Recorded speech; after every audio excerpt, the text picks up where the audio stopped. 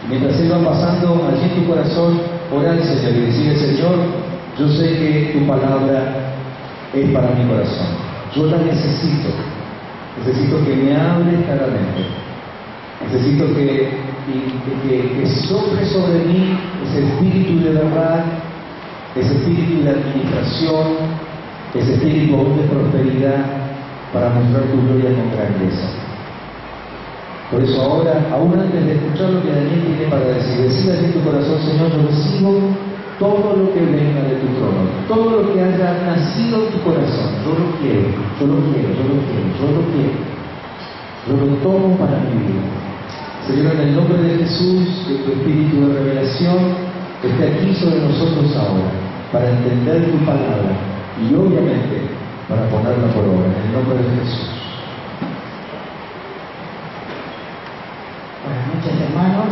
Vamos a tomarnos los 5 o 10 minutos que todos los domingos tratamos de usar, buscando palabra del Señor, buscando principios que nos ayuden a día poder llevar adelante nuestra economía familiar, nuestras finanzas familiares, y de esa forma poder conducirnos y poder dar el sustento necesario que nuestra familia necesita. Y hoy vamos a seguir con el tema que comenzamos el domingo pasado. Si Dios quiere, el domingo que viene vamos a seguir con este tema. Y habíamos iniciado con el ahorro. Y una de las cosas que habíamos dicho es que era una palabra que estaba medio en desuso.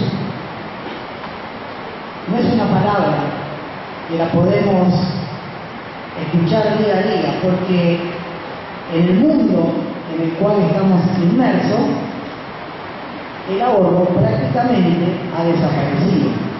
Pero no ha desaparecido de la palabra del Señor. Ahora vamos a ver cómo, para tener una economía asentada sobre la roca, como venimos estudiando estos últimos domingos, es necesario también llevar a la práctica este principio, el principio del ahorro. Trabajamos sobre la planificación, que es el presupuesto familiar, trabajamos sobre las deudas, pero vamos a seguir trabajando sobre el ahorro. Y el domingo pasado habíamos iniciado con este pasaje que dice: tesoro preciado y aceite hay en la casa del sabio, pero el hombre insensato todo lo disipa. El mismo pasaje, en otra versión, dice: el sabio ahorra para el futuro, pero el necio derrocha cuanto obtiene.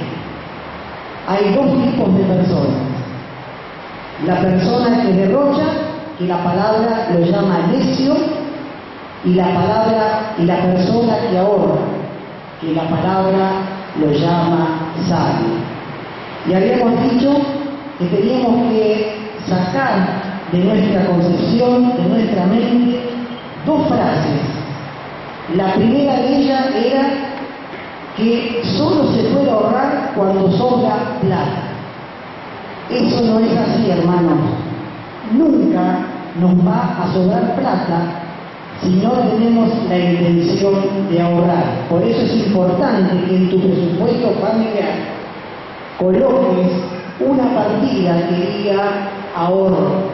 Más allá de que si hoy lo podés hacer o no lo podés hacer, pero debes empezar dando este paso. Dice la palabra del Señor: la mano del negligente empobrece, pero la mano del diligente enriquece.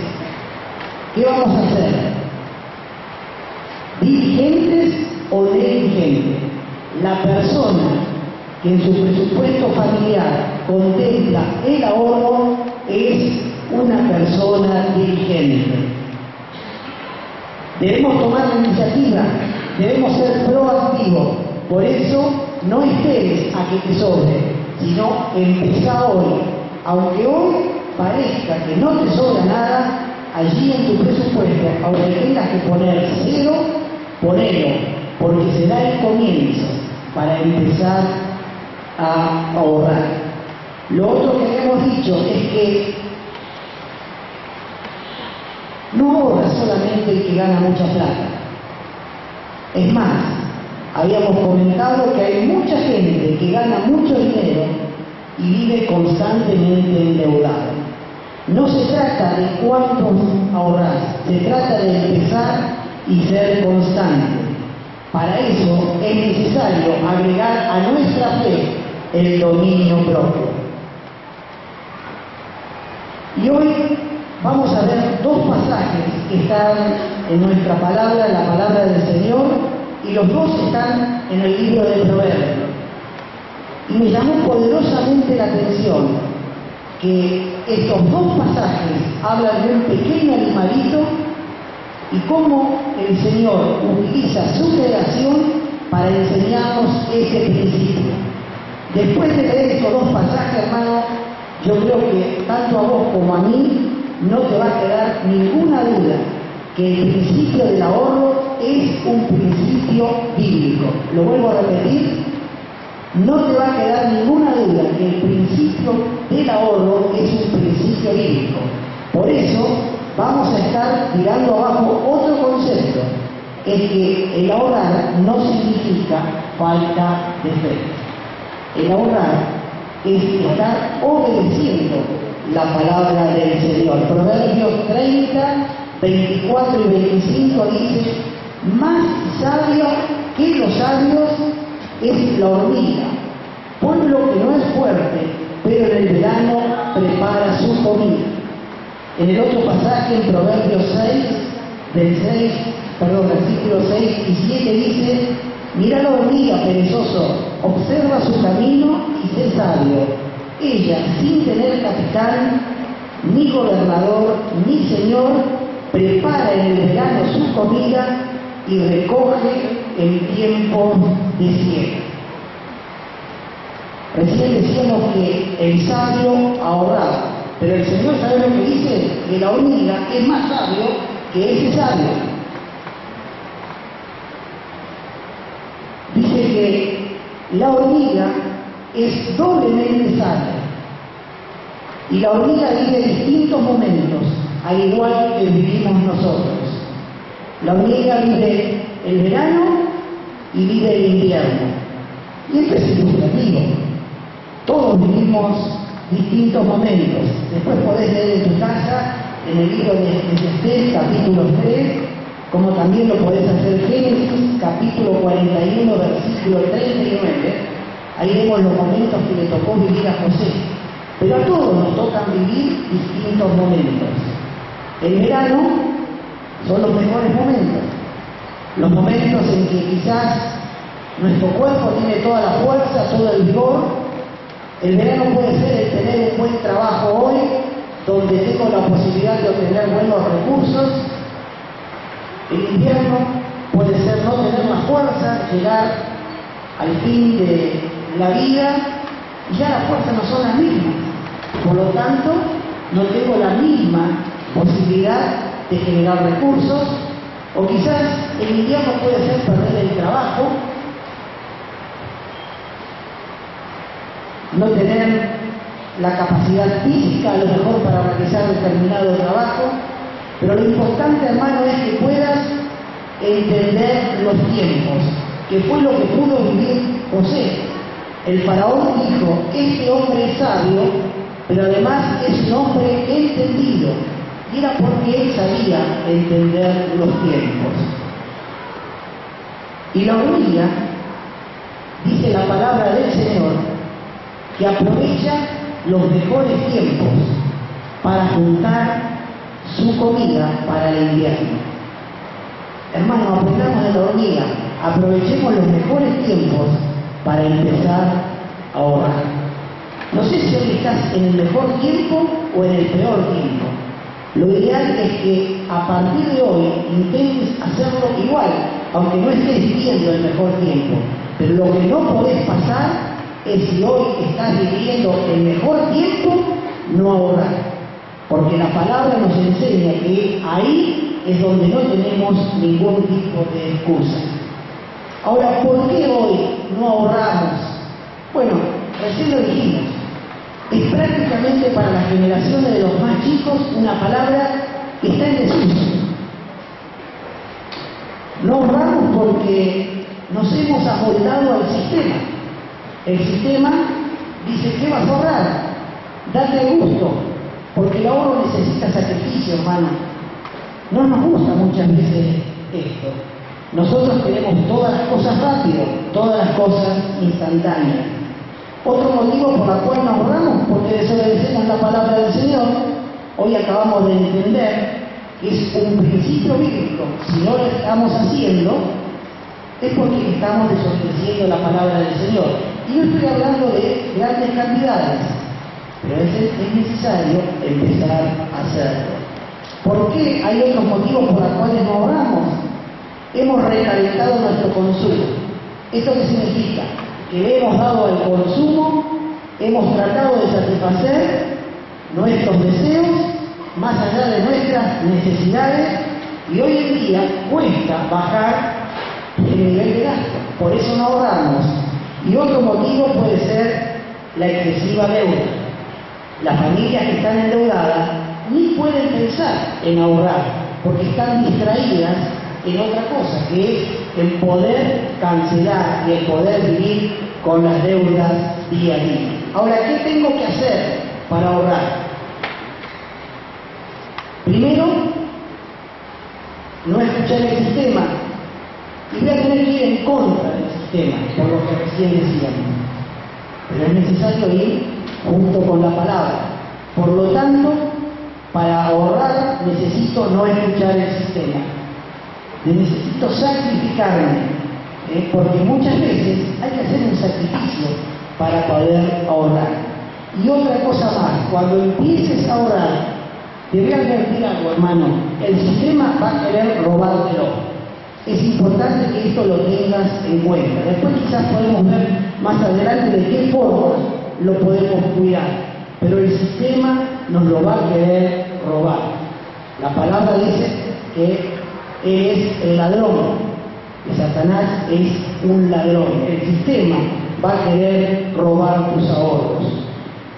Otra cosa que tenemos que hacer para poder ahorrar, volver a su palabra. Si es un principio de la palabra, pongámoslo en práctica.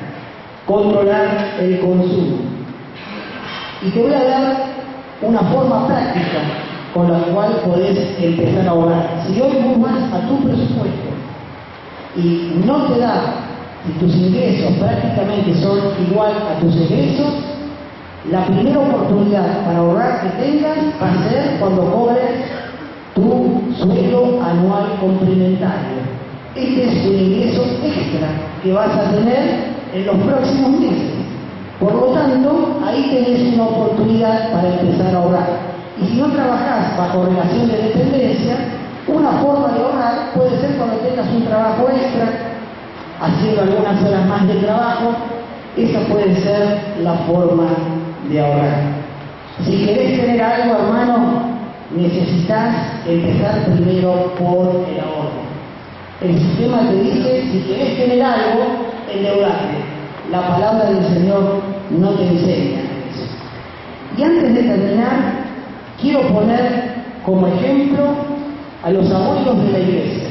Esto el otro día lo estuvimos charlando con Tito. Los amigos de Jesús, el grupo de abuelos de la iglesia, hace un año está ahorrando para poder hacer su retiro, su campamento a fin de año. Miren qué lindo ejemplo, los hermanos de la iglesia, los que, entre comillas, parece que no estuviesen en el verano de su vigor físico, ellos hoy nos están enseñando a poner en práctica este principio. Ellos están ahorrando domingo tras domingo para poder irse de campamento el próximo verano. Jóvenes y los que aún no son tan jóvenes, qué lindo ejemplo que tenemos de aquellos que pintan canas en nuestra congregación, de poder honrarlos imitándolos. Y qué lindo ejemplo nos están dando con esto. Es necesario que comiences a preparar tus próximos años, tus próximos días. Yo no sé lo que va a pasar en los próximos años, nadie lo sabe. pero es necesario que comiences a trabajar con el ahorro. Aquellos que se van a jubilar de acá a 15, 20 años, no crean que están muy lejos. Y no sabemos lo que va a pasar con los sistemas jubilatorios. Los sistemas jubilatorios en el mundo están por colapsar. Y lo mismo puede suceder en nuestro país. Por eso es importante que comencemos a trabajar en el ahorro y podamos imitar a la hormiga. ¿Recuerdan ese principio que vimos hace unos domingos atrás? El caballo se alista para el día de la batalla. Empezá a alistarte para los próximos días. Empezá a prepararte para los próximos años. Y ahí es cuando el Señor te dará la victoria. Aunque tu principio en el ahorro sea pequeño, tu final puede ser muy grande. Te desafío, hermano, a que puedas comenzar a poner en práctica este principio de la palabra y de acá a unos años pueda darles gracias al Señor, porque la palabra del Señor te ha advertido y la palabra del Señor te ha preparado para los tiempos que vienen. Que el Señor te bendiga.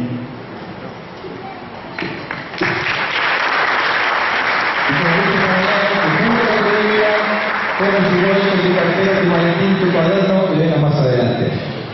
Vamos, aquí los que están atrás, vénganse obedientes, vamos, vengan más adelante. Los queremos aquí cerquita. No sé por qué se sientan atrás. Y la expectativa de que se va a llenar seguramente, muy bien, me alegro por eso. Pero venga más adelante, venga.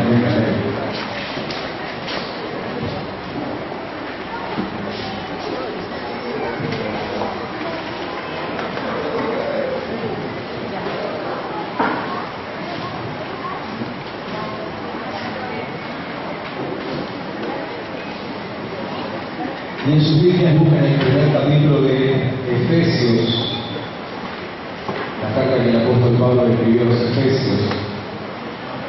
Ustedes tienen allí en el boletín algunos apuntes que van a poder usar en su próxima reunión de grupo. Ya terminó la campaña de 40 días, veníamos usando los devocionales del libro para hacerlo todos juntos, pero volvemos otra vez a compartir en nuestros grupos pequeños, aquellos que también compartimos aquí domingo a la noche.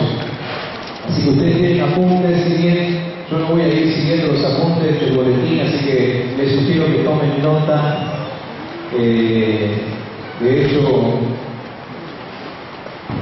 después de haber mandado el boletín a la fotocopiadora, el mensaje cambió bastante, así que les sugiero que tomen apuntes. De todas formas van a poder usar lo que tienen allí para su grupo pequeño, ¿sí? Efesios capítulo 1, versículos 15 hasta el 23. El apóstol Pablo dice: por eso yo, por mi parte, desde que me enteré de la fe que tienen en el Señor Jesús y del amor que demuestran por todos los santos, no he dejado de dar gracias por ustedes al recordarlos en mis oraciones. Pido que el Dios de nuestro Señor Jesucristo, el Padre glorioso, les dé el espíritu de sabiduría y de revelación para que lo conozcan mejor. Y les sugiero, ya que van a tomar apuntes, que hagan un circulito alrededor de la palabra para. Para. Espíritu de sabiduría y de revelación para que lo conozcan mejor. Pido también que les sean iluminados los ojos del corazón para que sepan a qué esperanza Él los ha llamado, cuál es la riqueza de su gloriosa herencia entre los santos y cuán incomparable es la grandeza de su poder a favor de los que creemos. Hagan un círculo alrededor de la frase para que sepan. Para que sepan. Ese poder es la fuerza grandiosa y eficaz que Dios ejerció en Cristo cuando lo resucitó de entre los muertos y lo sentó a su derecha en las regiones celestiales, muy por encima de todo gobierno y autoridad, poder y dominio y de cualquier otro nombre que se invoque, no solo en este mundo, sino también en el venidero. Dios sometió todas las cosas al dominio de Cristo y nos dio como cabeza de todo a la iglesia. Esta, que es su cuerpo, es la plenitud de aquel que lo llena todo por completo. Cuando nosotros leemos este párrafo, creo que lo primero que salta a la vista es que Pablo aquí hace dos peticiones especiales. Dos veces, por lo menos en esta versión que les acabo de leer yo, que es la nueva versión internacional, dos veces él dice pido. Pido. Y él en primer lugar pide, yo quiero leerles algunas cosas que me anoté aquí y tratar de leérselo casi textualmente por dos razones. Primero, porque hay cosas que no me quiero olvidar, y segundo, porque si hablo de todo lo que quisiera hablar, no terminamos más esta noche. Por eso la materia del sábado también tiene que ver con revelación. Esto prácticamente es la introducción a lo que el sábado vamos a conversar aquí durante todo el día, ¿sí? Pero quiero leerles casi textualmente lo que me anoté aquí. Y en primer lugar, Pablo dice que pide un espíritu de sabiduría y revelación cuyo objetivo es conocer mejor al Padre. ¿Sí? Ese espíritu de sabiduría y de revelación es para conocer mejor al Padre. Y en segundo lugar, él pide que sean iluminados los ojos del corazón. Lamentablemente, hay algunas versiones que así ponen la palabra entendimiento, y la palabra entendimiento no es la palabra que corresponde, porque en el original se usa la palabra cardía, de la cual viene la palabra corazón. ¿Sí? Y corazón y entendimiento son dos cosas diferentes según el concepto de los autores de la Biblia. ¿Sí? El entendimiento tiene más que ver con la razón, en cambio en el corazón hay otras cosas que se mueven, que ahora en un momentito más les voy a comentar. Pero entonces dice que en segundo lugar le pide que sean iluminados los ojos del corazón. ¿Para qué? Entonces dice que hay tres cosas por las cuales necesitamos que nuestro corazón abra los ojos. Tres cosas, dice en primer lugar. Para que sepamos a qué esperanza Él nos llamó. Para que sepamos a qué esperanza Él nos llamó. ¿Todos ustedes saben para qué nos llamó el Señor? Si alguno me contesta que los llamó para ser salvos, es porque hoy entró a primer grado. Pero eso no es todo, esa es solamente la puerta de entrada. ¿Sí? Hay toda una esperanza. Nosotros por ahí no usamos tanto la palabra esperanza, hablamos más bien de la palabra propósito, que en este caso es lo mismo. Esperanza y propósito aquí son lo mismo. ¿Sí? Podríamos decir que Pablo pide que se nos abran los ojos del corazón para que conozcamos el propósito por el cual el Padre nos hizo nacer. En segundo lugar dice, para que conozcamos cuál es la riqueza de su gloriosa herencia entre los santos, ¿sí? Para que conozcamos nuestra riqueza. La riqueza que ya sabemos está solamente en el reino de Dios. Y tercero dice, para que sepamos cuán incomparable es la grandeza de su poder. Y por las dudas se ocupa de aclarar que el poder del cual tenemos que conocer es el mismo poder que hizo que Jesús resucitara. ¿Cuántos creen que ese es un verdadero poder? ¿Sí o no?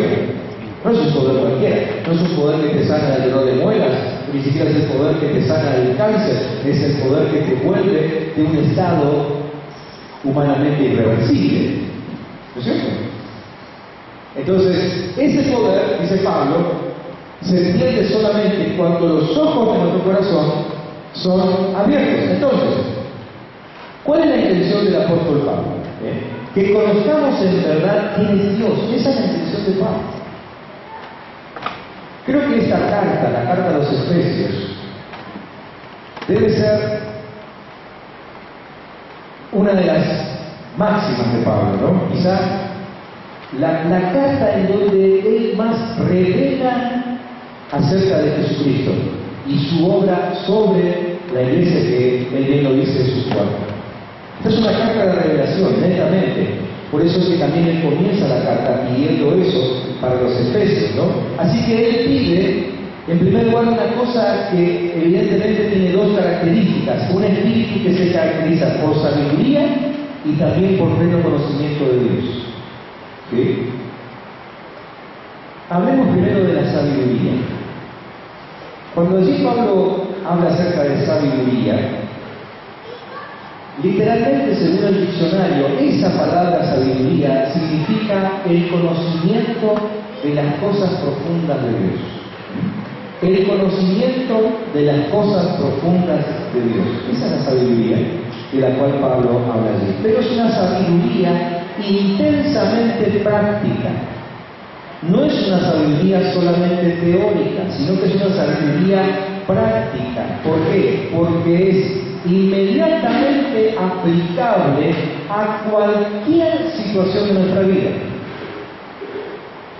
O sea, cuando Pablo pide por sabiduría para nosotros, lo que está pidiendo es que lo que Dios nos dé, inmediatamente lo podamos aplicar a nuestra vida. ¿Sí? Por ejemplo, antes de que yo suba aquí, así a través de Daniel, Dios dio una palabra de sabiduría. Una palabra que es inmediatamente aplicable. Pero es una palabra de sabiduría. Algo que se puede poner en práctica inmediatamente. Por eso digo que la sabiduría de la cual se habla allí, en el original de la palabra Sofía, como el nombre, ¿sí?, es una sabiduría netamente práctica. Básicamente podemos decir, esta puede ser nuestra definición que podamos anotar para nosotros mismos, que sabiduría es el arte de tener éxito. Anótenlo por ahí. El arte de tener éxito. Eso es la sabiduría de Dios. El arte de tener éxito. El arte de elaborar el plan correcto para obtener los resultados deseados. Repito, para los que están tomando nota. El arte de elaborar el plan correcto para obtener los resultados deseados. ¿Sí? Eso es sabiduría.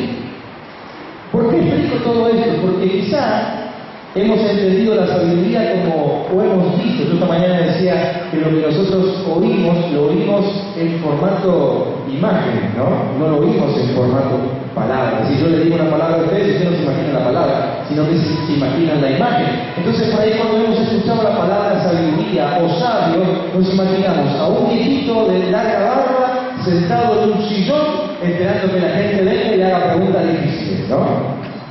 Bueno, en el sentido bíblico, sabiduría no tiene nada que ver con eso, sino que sabiduría es aquella palabra que yo recibo y que inmediatamente puedo aplicar. Por eso es que en la Biblia encontramos que la palabra sabiduría se utilizaba, por ejemplo, para mencionar a los artesanos. La Biblia dice que los artesanos eran sabios, ¿sí? Todo esto tengo textos bíblicos que ahora no se los voy a dar para no confundirlos, pero seguro después que los apuntes no tengo ningún problema pasárselo. Pero los artesanos, por ejemplo, dice la Biblia que eran sabios. La Biblia dice que eran sabios los navegantes, o los que elaboraban un plan de navegación, esos eran sabios. Y también la Biblia dice que eran sabios aquellos que ejercían la política o el gobierno sobre una nación. ¿Sí? Estos tres casos están bien claramente aplicados en la Biblia como quien usa de esta sabiduría. Una sabiduría entonces bien práctica, una sabiduría usada por personas de inteligencia poco común, obviamente, porque son personas que reciben esto de parte de Dios, ¿sí?, pero que tienen esa capacidad de inmediatamente traducir todo en una acción práctica. Y no llega, como decíamos recién, a un resultado deseado, ¿sí?, a un resultado deseado. Así que esta sabiduría que parte desde el temor de Dios, nosotros ya sabemos todo lo que Proverbios habla acerca de la sabiduría, ¿no? Proverbios mismos es un libro que habla de sabiduría todo el tiempo, ¿no? Es una sabiduría que parte del temor a Dios, que justamente es la fuente para poder obtener la sabiduría. El saber que Dios manda, que Dios gobierna, que Dios reina, que todo lo que está bajo Él, ¿sí?, y que solamente Él nos puede dar una sabiduría tan práctica. Ahora, esta sabiduría siempre está en combinación con la obediencia. Sabiduría y obediencia siempre están en conexión. Por eso es que la Biblia también dice que la sabiduría pagana, o sea, la sabiduría que no está fundada en el conocimiento de Dios, siempre termina no llevarnos al éxito, ¿no es cierto? Siempre nos conduce a una pérdida, nos deja a mitad de camino, ¿sí? Puede aún ser una sabiduría religiosa, pero si no está fundada en Dios, es una sabiduría que está destinada al fracaso, nada más que eso. Por eso toda sabiduría parte de Dios, ¿sí? Esa es la razón por la cual Pablo entonces oraba pidiendo sabiduría para estos efesios. Y la sabiduría no puede estar divorciada de la revelación de Dios. Es decir, cuando Pablo pide espíritu de sabiduría y revelación, es como que está pidiendo un espíritu con dos características diferentes, pero al estar en un solo espíritu, tienen que estar conectadas. Sabiduría y revelación siempre van juntas, ¿sí? ¿Por qué? Porque para recibir revelación depende de Dios sí o sí. Yo no puedo buscar sabiduría de Dios simplemente cuando se me ocurre. Digo, a ver, hoy quiero leer un libro más y seré un poquito más sabio. No, la verdad que no. Esto es una sabiduría pagana, aunque esté leyendo un libro cristiano. ¿Sí? Toda sabiduría está ligada a una revelación de Dios. Y proviene solamente de la fuente que es Dios mismo, ¿sí?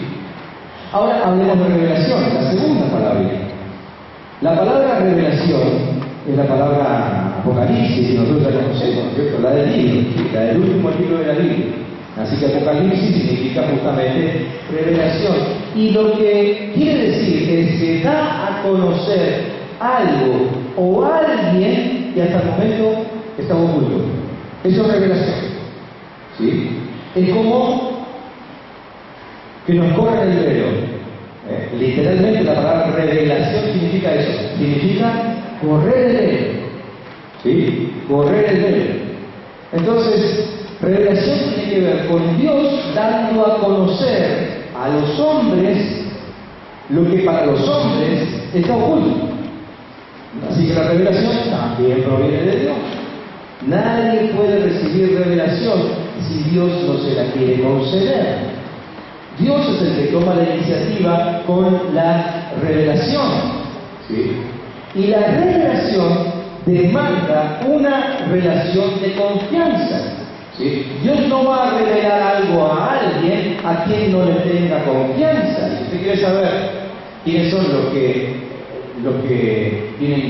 son confiables para Dios, fíjense la grabación del mensaje de esta mañana. Allí hablamos de confiabilidad, y a quienes Dios considera confiables. Así que revelación solamente viene sobre aquella persona sobre la cual Dios tiene confianza. ¿Me siguen hasta aquí? Estoy como soltando frases sueltas para poder entonces después llegar a la conclusión que quiero esta noche.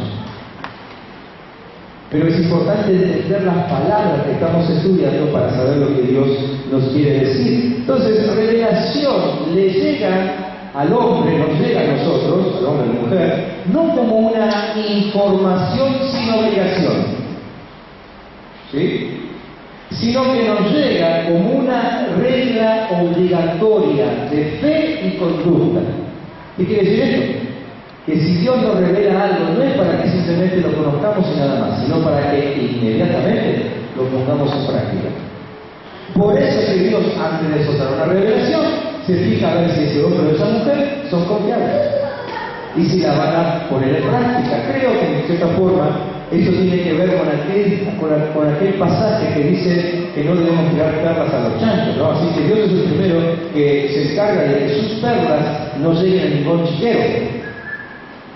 Por eso Dios no baja revelación sobre cualquiera, sino que Dios baja revelación sobre aquellos que le son confiables. ¿Por qué? Porque la revelación demanda confianza, porque la revelación no tiene nada que ver con información, porque la revelación demanda que inmediatamente haya un acto de obediencia. La revelación gira en torno a dos puntos centrales, para los que toman apuntes, dos puntos centrales alrededor de los cuales gira la revelación. Por un lado, gira gira en torno a los propósitos de Dios. ¿Sí? Cuando Dios revela, ¿qué es lo que revela? Revela lo que va a hacer. Revela sus planes. Revela el tiempo que va a venir. ¿Sí? Por un lado. Y en segundo lugar, lo que Dios revela es su propia persona. ¿Sí? Así que Dios no solamente revela sus propósitos, sino que además se revela a sí mismo. O sea, que la persona que tiene contacto con una revelación, en realidad está teniendo contacto con Dios mismo. Nadie puede recibir una revelación sin tener contacto con Dios. Por eso, fíjense, interesantísimo lo que le pasó a Juan, justamente cuando escribió el último libro de la Biblia, el libro de Revelación. Juan era una persona que conoció a Jesús. De hecho, dice la Biblia que Juan era el más mimado de los discípulos, ¿no? Era el que se recostaba en el pecho del Señor. Así que si había alguien que lo conocía a Jesús, ese era Juan. Le conocía todos los detalles. De hecho, colgado allí en la cruz, fue a Juan a quien Jesús le confió el cuidado de su madre, ¿no? Y a su madre le confió el cuidado de su hijo, Juan. Así que había una relación entre Juan y Jesús que, pienso yo, no había con ninguno de los otros discípulos. ¿Me siguen? ¿Qué quiero decir con esto? Que Juan lo conocía al dedillo a Jesús. Y siempre mantuvo una relación con él, aun cuando Jesús ya había ascendido. Juan, pues, uno de sus discípulos, predicaba su palabra, mantenía comunión espiritual con Jesús. Nunca le faltó eso, nunca se cortó. Jamás leemos en la palabra que Juan, por alguna razón, se haya detenido en su crecimiento o en su madurez. Al contrario, todo da a pensar de que Juan siempre siguió creciendo y madurando. Así que imagínense, si él ya conocía mucho a Jesús, después de que Jesús ascendió, siguió creciendo. Y después de la ascensión de Jesús habrán pasado quizás 30 o 40 años hasta que Juan tiene la revelación del Apocalipsis. Pero ¿cómo comienza el Apocalipsis? Comienza con Juan diciendo: vi al Señor y caí como muerto al suelo. Si Juan, que era el que más conocía a Jesús, cayó como muerto cuando lo vio en esa revelación, imagínense nosotros, que recién estamos empezando a conocer.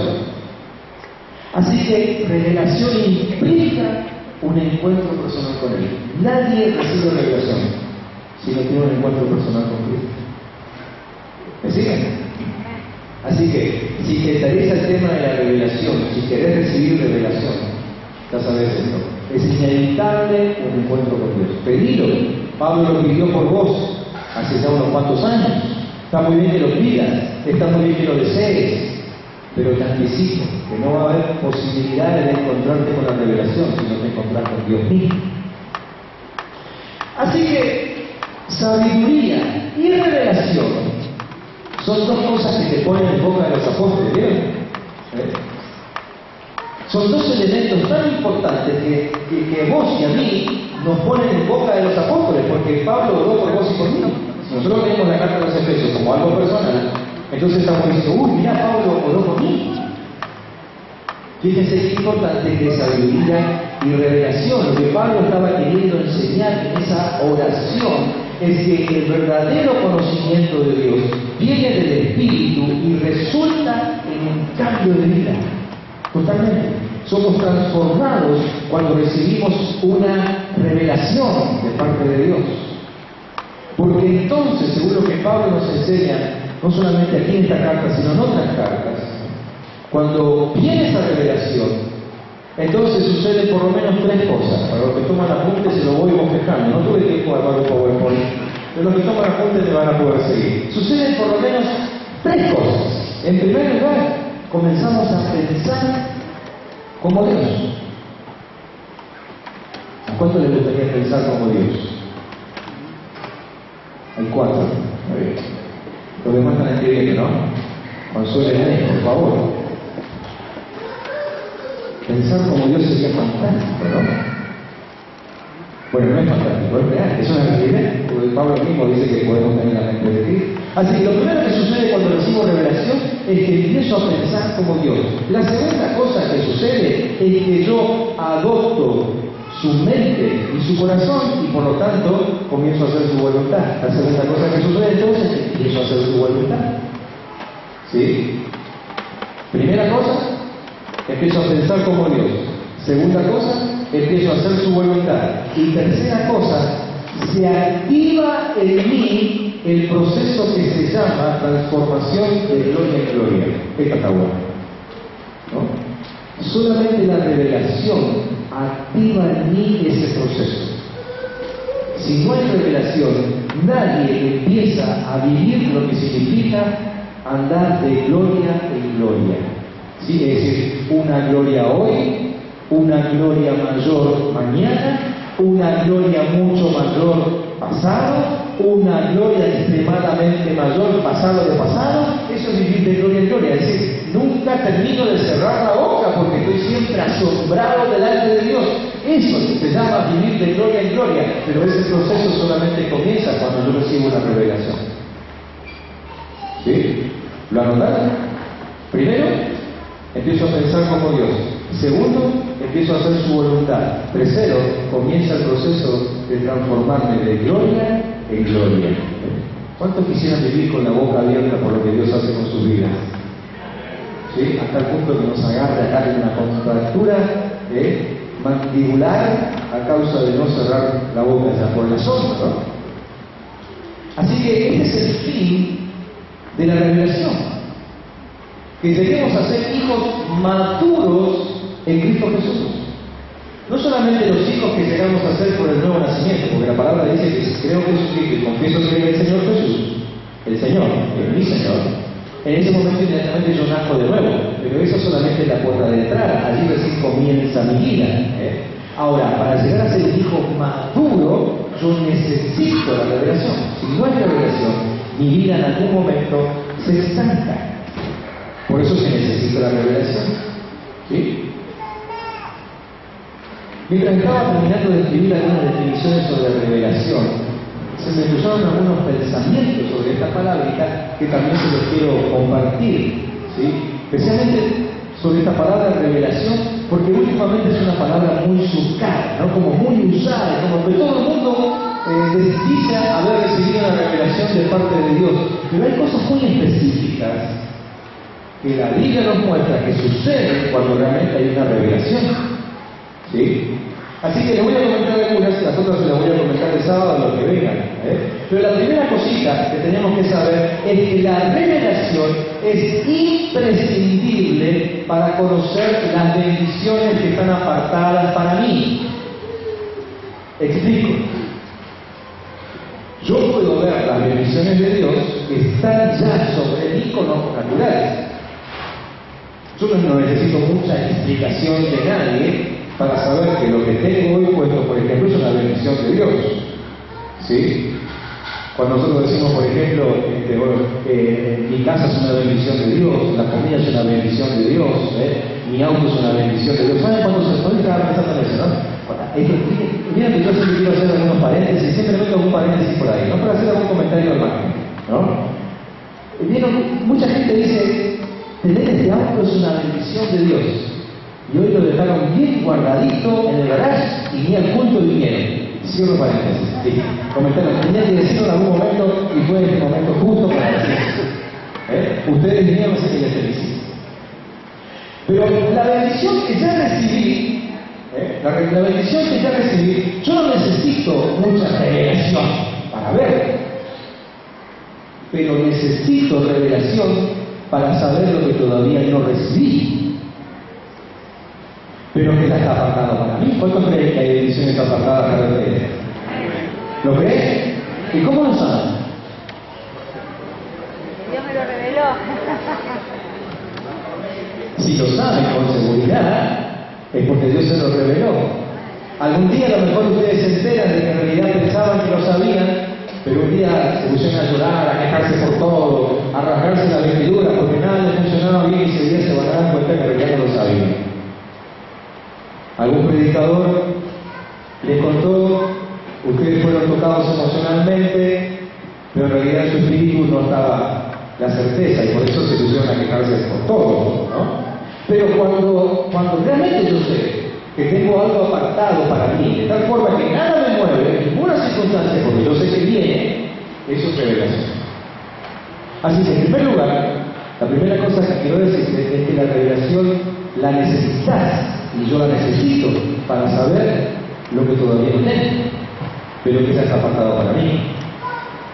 En segundo lugar, la revelación no es un gran mensaje, porque nosotros por ahí escuchamos a algunos predicadores y decimos, wow, qué revelación que tiene. Eso no es revelación. Y le voy a decir por qué. Porque puede haber sido revelación para el predicador cuando lo recibió. Pero cuando él lo transmite, no necesariamente es revelación para tu vida. ¿Por qué? Porque la revelación es algo que en tu vida funciona. Entonces, si vos lo escuchaste de alguien y dijiste, qué bueno, qué lindo, qué impresionante esto, pero en tu vida no te funciona, entonces no es revelación. Es información. Alguien te contó cómo funciona, pero en tu vida todavía no funciona. ¿Y cuándo va a empezar a funcionar? Cuando se te revele. Cuando se te revele. Por eso es muy importante. El sábado vamos a explicar cuál es el proceso que debe seguir la palabra de Dios para que se transforme en revelación. Pero les hago un adelanto. Todo comienza con información. Todos ustedes ahora están siendo informados acerca de esto.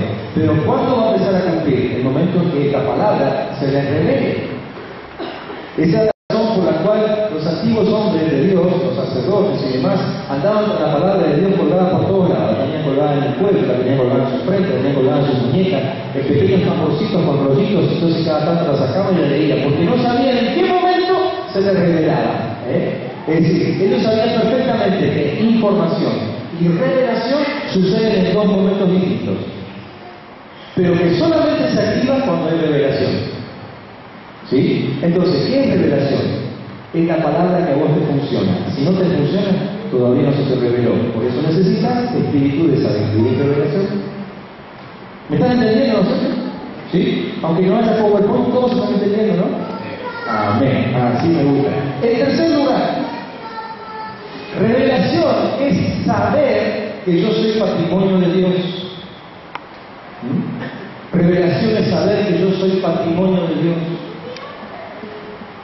Eso es revelación.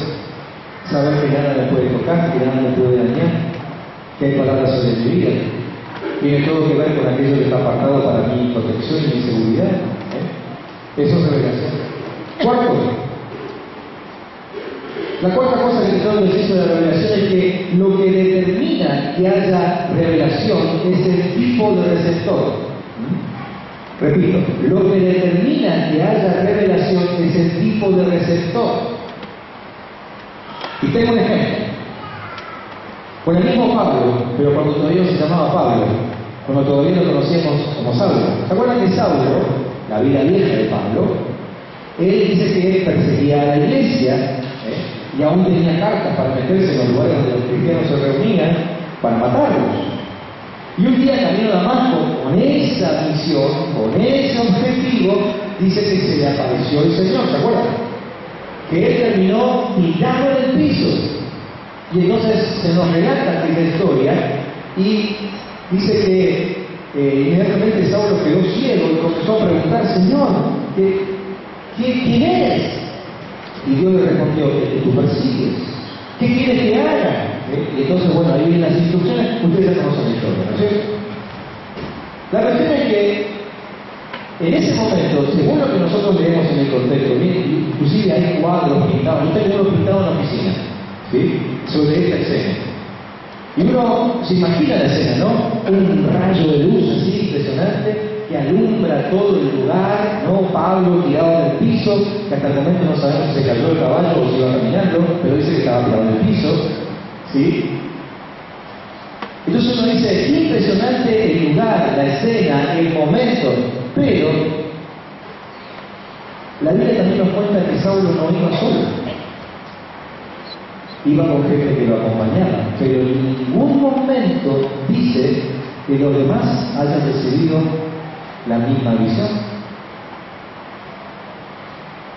Entonces, de aquí sacamos dos enseñanzas muy claritas.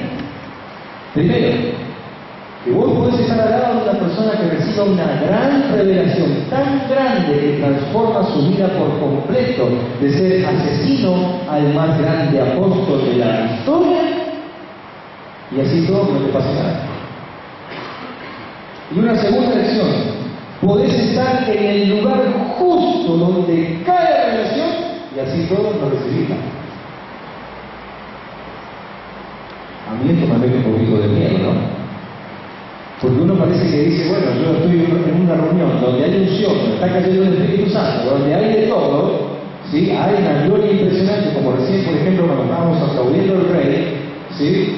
Y yo estoy ahí y yo pienso que, bueno, como yo estoy ahí, soy partícipe de todo, pero la verdad es que los que estaban al ladito de Saulo no les tocó nada. ¿Sí? Para prestar atención. Y una cosita más acerca de todo esto, que obviamente que el grado de revelación tampoco depende de la información académica,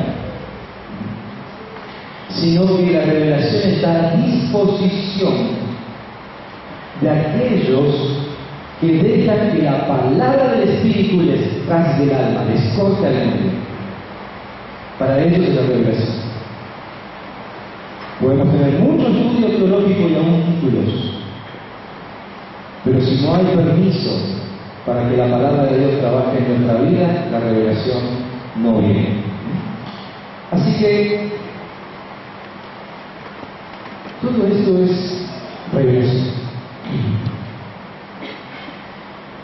Y para empezar a descender en este mensaje y avanzar hacia la conclusión esta noche, me gustaría que busques en tu Biblia Filipenses capítulo 3.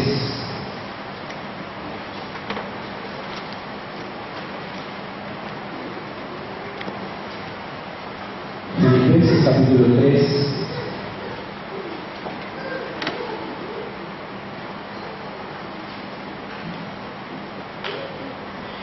En esta conclusión, yo también te quiero convencer de algo esta noche, así como Daniel, no me quiero quedar allá. Te quiero convencer de la necesidad de buscar y recibir revelación. No sé si con un solo mensaje lo voy a poder lograr.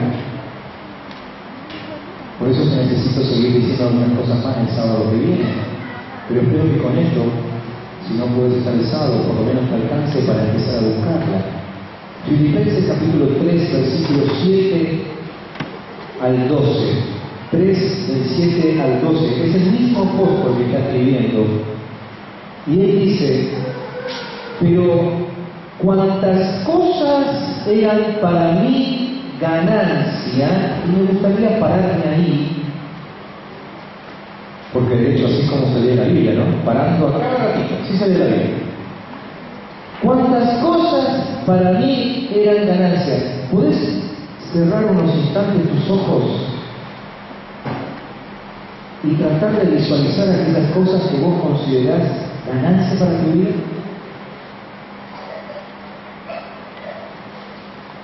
¿Qué es para vos ganancia? Quédate tranquilo que no es una pregunta capciosa, ¿eh? No vengo con trampas esta vez. ¿Qué es para vos ganancia? ¿Tu carrera? ¿Tu profesión? ¿Tu familia?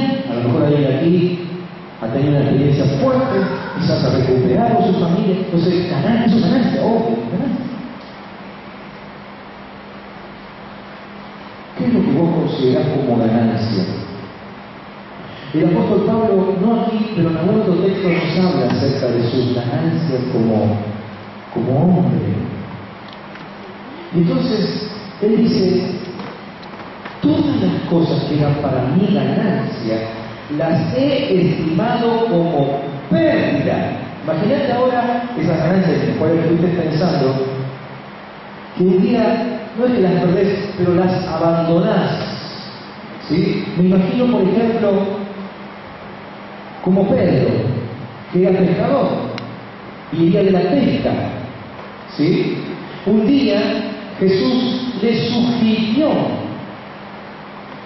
que haga un cambio en su pesca. y que tire la red del otro lado de la barca. Y ese día tuvo la pesca más grande que en su vida como empresario pesquero podría haber tenido. Dice que tenían que venir con otras barcas a ayudarle a juntar todo lo que había entrado en la red. Así que me imagino a Pedro viendo semejante cantidad, dice inclusive la palabra que las barcas se hundían, llegando a la costa con tanta cantidad de pescado, dejándolo ahí en la playa, toda su ganancia, y diciendo, no señor, mi ganancia fue tan grande que yo necesito seguir atendiendo, ¿no? Y dejó toda su ganancia y se fue detrás de aquel que produjo el milagro. Esa es la experiencia de Pablo. Toda mi ganancia la he considerado como pérdida, con tal de seguir a aquel que provocó mi ganancia. ¿Sí? Dice, y ciertamente, cuando dice ciertamente, yo no vi un paréntesis ahí en mi Biblia, y puse otra frase, puse, pensándolo bien, como que Pablo se detiene y dice, no, pero en realidad esto va más allá de mi ganancia. No es solamente mi ganancia, sino que aún les digo todas las cosas, aún las que no son ganancias, todas las que tengo, todas. Las que más o menos me fue bien, las que no me fue tan bien, las que fue muy mal, todas las cosas las estimo como pérdida. Y aquí viene la frase clave: por la excelencia del conocimiento de Cristo. Y Señor, aquí empezamos a entender el tamaño de la revelación que tuvo el apóstol Pablo, como para poder dejar de lado toda su ganancia. ¿Qué es lo único que a vos te haría dejar de lado todas tus ganancias de las cuales recién pensaste? Yo creo que solamente una revelación de Dios, sino que otra cosa puede convencerte de dejar de lado todo. Por amor del cual lo he perdido todo y lo tengo por basura para ganar a Cristo y ser hallado en Él, no teniendo mi propia justicia que es por la ley, sino la que es por la fe de Cristo, la justicia que es de Dios por la fe, a fin de conocerle. Eso que había tenido una revelación. Pero evidentemente la revelación fue tan grande que él quería más. Dice, a fin de conocerle, soy capaz de dejar todo lo que tengo, lo que he ganado hasta ahora, todo. Y el poder de su resurrección y la participación de sus padecimientos, llegando a ser semejante a Él en su muerte sin alguna manera, etcétera. Así que al final termina diciendo, prosigo por ver si logro así, agarrar, tomar aquello para lo cual tú también has sido por Cristo Jesús. ¿Se acuerdan que Pablo cuenta que él había sido transportado en una visión al tercer cielo? ¿Se acuerdan de eso? Leo después porque está muy interesante toda esa historia. Anoten por ahí el libro, 2 Corintios 12. En 2 Corintios 12, si no me equivoco, son los primeros versículos del capítulo. Él cuenta acerca de que él fue llevado al tercer cielo. ¿Sí? Pero él dice que lo que oyó allí en el tercer cielo fue tan tremendo y tan indescriptible que se le prohibió contarlo. ¿Sí? Dios mismo le dijo, no podés hablar de esto porque nadie lo entendería.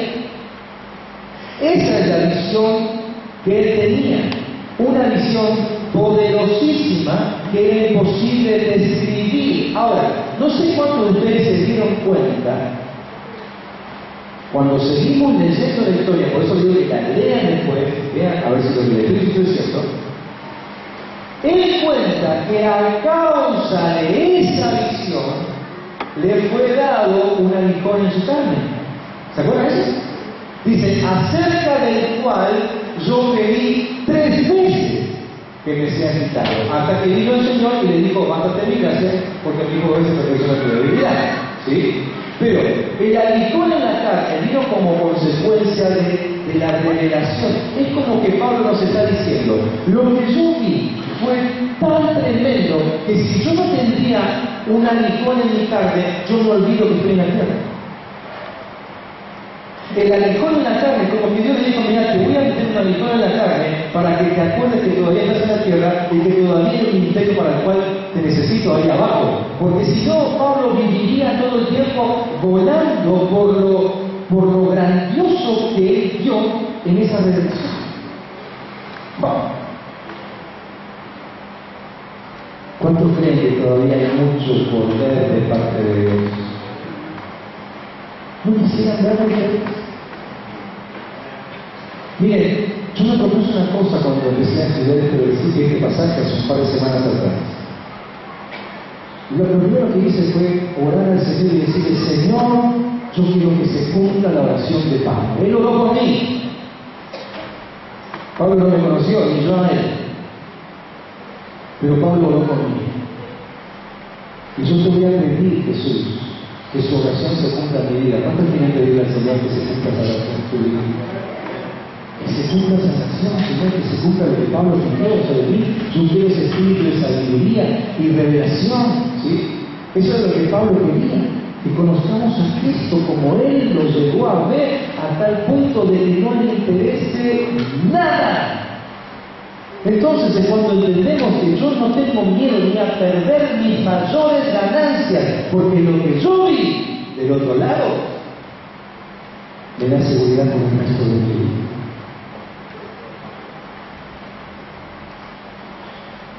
Pero tenemos un problemita. Cuando Adán pecó, se produjo un rompimiento entre nuestra alma y el Espíritu de Dios, a tal punto que no nos es posible esa comunicación, salvo que restauremos la relación con Dios, y esa relación se restaura en un lugar. Ustedes saben que Dios desde el Antiguo Testamento ha hablado a través de cosas que ellos podían entender en ese momento, ¿no es cierto? Imágenes, cosas que le mandaba a hacer, que gracias a Dios no nos manda a hacer nosotros hoy, como por ejemplo construir un tabernáculo, ¿no? Pero lo que Dios quería mostrarles a través del tabernáculo es que hay un lugar, no cualquier lugar, un lugar donde se recibe revelación. Es el lugar santísimo.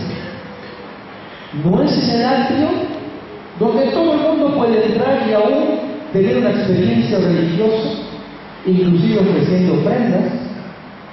No es en el lugar santo donde cualquier sacerdote puede llegar a entrar, es en el lugar santísimo. El lugar donde el sacerdote entra con tanto miedo que no puede ni hablar. Ustedes saben, ya lo hemos explicado muchas veces, ¿no? La forma en que el sumo sacerdote entraba a ese lugar santísimo era con absoluto temor de que ahí perdiera la vida, así que ni decía nada. De hecho, en el lugar santísimo él tenía que trabajar a tientas porque estaba todo lleno de humo, así que era un lugar como que daba miedo, ¿no? Pero ese lugar que Dios tenía reservado para hablar él, por eso daba miedo, para que se calle la boca del sacerdote y para que le pueda escuchar a Dios.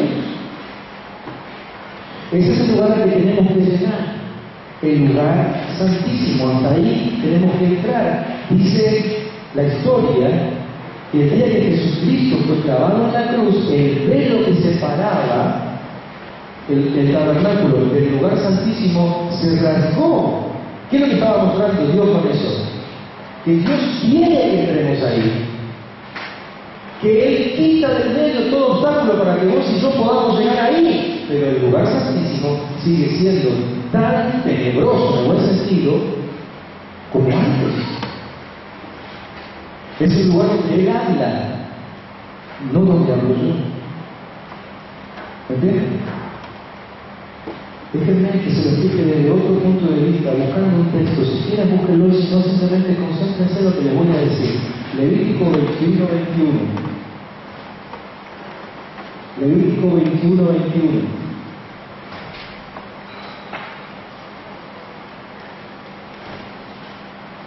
Dice que ningún varón de la descendencia del sacerdote Aarón en el cual haya defecto se acercará para ofrecer las ofrendas encendidas para Jehová. Hay defecto en él. No se acercará a ofrecer el pan de su Dios. 2 veces menciona lo que se va a ofrecer y las 2 veces con un nombre diferente. O sea que una cosa es igual a la otra. ¿Cuál es el pan de Dios? Las ofrendas encendidas. Así que nosotros, siguiendo la simbología, somos pan para Dios, pero solo en un formato, en el formato encendido. Esto, en el lenguaje de Pablo, sería sacrificio vivo, según lo que él dice en Romanos 12. ¿Sí? Así que yo puedo entrar al lugar santísimo solamente cuando soy una ofrenda encendida, no cuando soy cualquier ofrenda. Cualquier otra ofrenda se podía ofrecer afuera, en el lugar santo, en el atrio, en el patio, donde sea, ahí se podían ofrecer otras ofrendas. Pero ahí Dios generalmente no hablaba. ¿Dónde hablaba Dios? En el lugar santísimo. ¿Y con qué ofrenda se entraba ahí? Con una ofrenda encendida. ¿Me siguen? ¿Se acuerdan cuando Adán y Eva pecaron? Y Dios habló sobre Adán y sobre Eva y dijo que a consecuencia del pecado le iban a suceder tales y cuales cosas, ¿no? También habló sobre la serpiente. ¿Sí? Véanlo después en ese capítulo 3. Y le dijo a la serpiente: por cuanto has hecho esto, te vas a arrastrar sobre tu vientre por el resto de tu vida y vas a comer del polvo de la tierra. ¿Se acuerdan de eso? ¿Qué se van a acordar? Pero vean lo que ahí está. Vas a comer del polvo de la tierra. Ahora bien, ¿el hombre de qué fue hecho? De polvo. O sea que la serpiente de qué se iba a alimentar? De la carne del hombre. ¿Sí? Así que, cuando yo llego en formato carnal a la presencia de Dios, solamente sirvo para alimentar al diablo.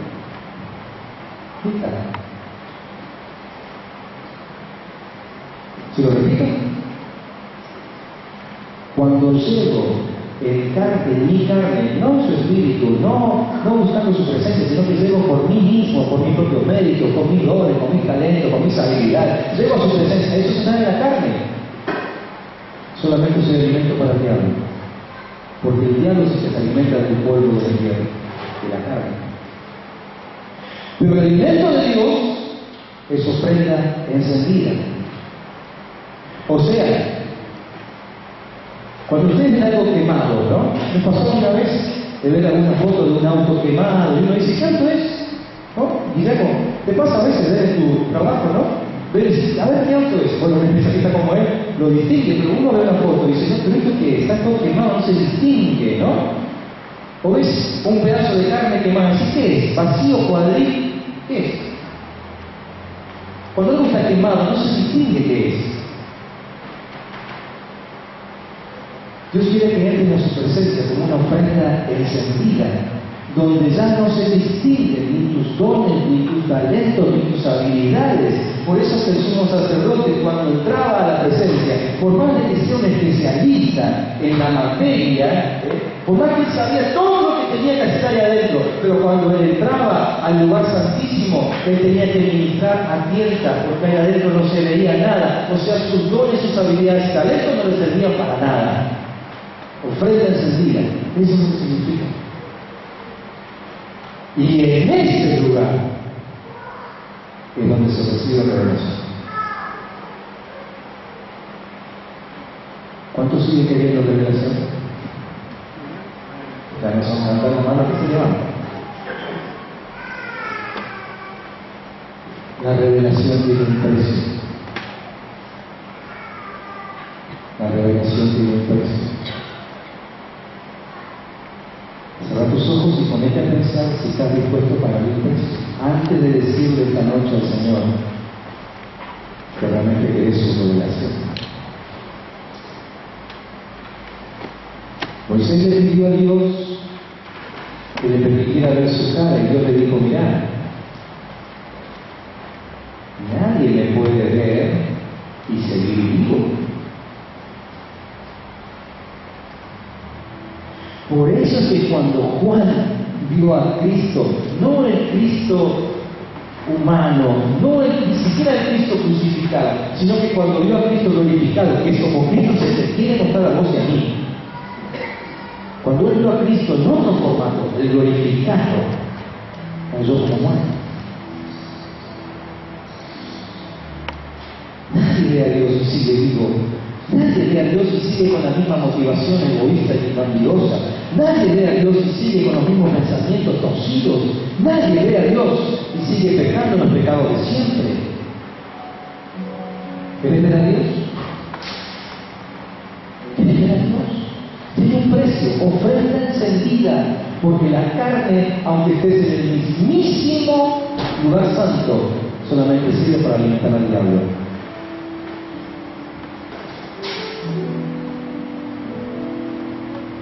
O sea, no puede estar usando su don y su talento y su habilidad. Y en ese momento, en vez de adorar a Dios, el que está siendo engordado es el mismo Satanás, porque está ministrando en la carne.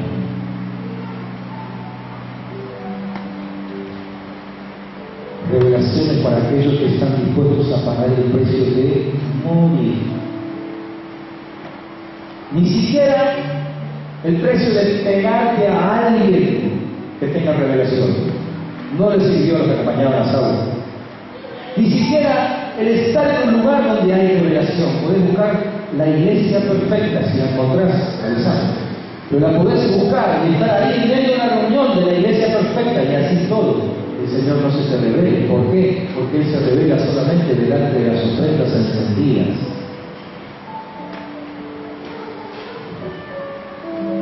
Está pesado para digerir esto, ¿no?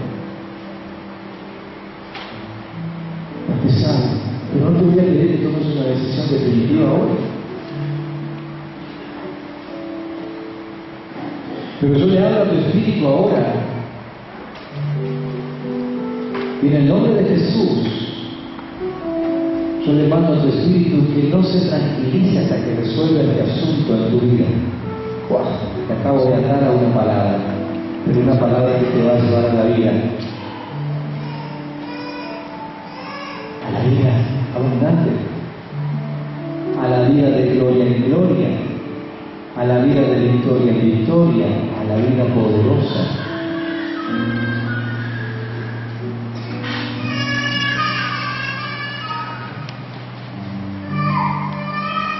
Si consideraste el precio,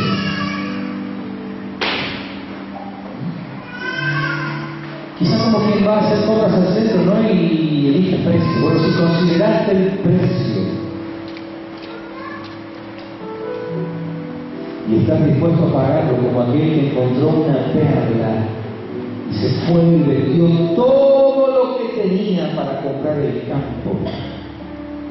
Y uno dice, ¿por qué compró el campo si podía comprar la perla sola? No. Es que solamente comprando el campo tenía posesión legal. Solamente comprando el campo. Uno puede, si fuese argentino, ese se la llevaba, ¿no? En el bolsillo, si hubiese sido argentino. Bueno, no. Me retracto. No voy a hablar más de los argentinos. Quiero que la Argentina cambie. Pero probablemente alguien con espíritu de ladrón se encuentra una perla, mira a todos lados y si nadie lo ve, se lo mete en el bolsillo y se la ceda. Total, ¿quién sabía que estaba escondida en ese campo? Pero el comprador de perlas quería que ese acto sea legal, y para que sea legal había que pagar un precio. Si vos querés que la unción, si vos querés que la revelación te sea legal, debes pagar el precio por el campo. No podés vivir colgado de la revelación de otros. Viene el tiempo, queridísimos, viene el tiempo en que la iglesia toda va a empezar a recibir revelación. Y van a empezar a levantarse hermanos, hijos de Dios, hijas, por todos lados con revelación verdadera. Es un tiempo que esperamos, es un tiempo que viene. Pero es importante que antes decidamos no vivir colgados de la revelación de otros, sino estar siempre esperando a ver que otro me mastique el mensaje, a ver qué predica el pastor este domingo, para que eso me dé vida por 7 días más. No, pagar precio por tu propia revelación. Comprar el campo y serás dueño legal de la unción que Dios tiene para nosotros. Pagar precio.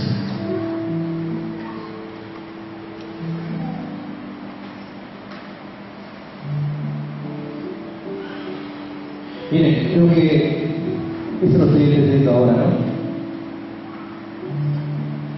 Creo que todo lo que Daniel nos estuvo enseñando hace tiempo en cuanto a las finanzas materiales, ahora me estoy dando cuenta de esto, miren. Todos sus principios tienen todo que ver con principios de finanzas espirituales. Así que, ¿querés saber cómo se compra un campo donde hay una perla? Revisa todos los apuntes que Daniel nos compartió, porque son los mismos principios. De hecho, hoy nos enseñó uno importantísimo: empezá a ahorrar, empezá a guardar, empezá a tomar algo extra de tu tiempo, empezá a tomar algo extra de tu día, a ahorrar en lectura bíblica, en oración, para que algún día puedas ser dueño del campo de la revelación.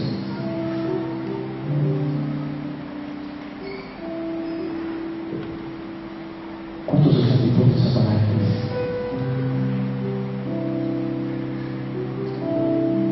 Yo simplemente quiero permitir que en este momento cada uno pueda expresarse delante de Dios como lo siente.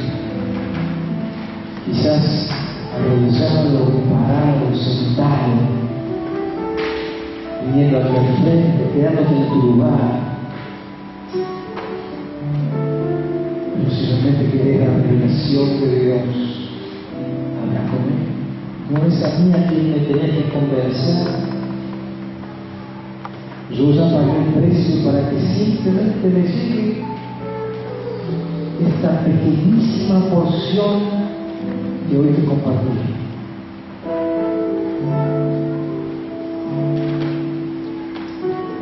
Pero si entendiste esta noche que la revelación es imprescindible para tu vida, yo te voy a pedir en el nombre de Jesús que se la empieces a pedir. Que te pongas en pie ahí, que levantes tus manos al cielo y que digas: Señor, la necesito.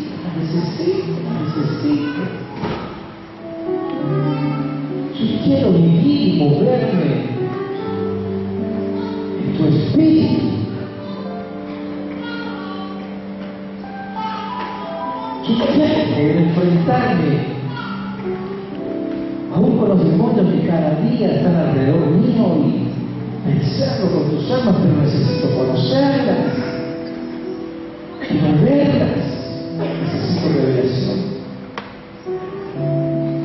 Necesito sabiduría de esa práctica que me ayuda a aplicar tu palabra cada instante, en cualquier circunstancia.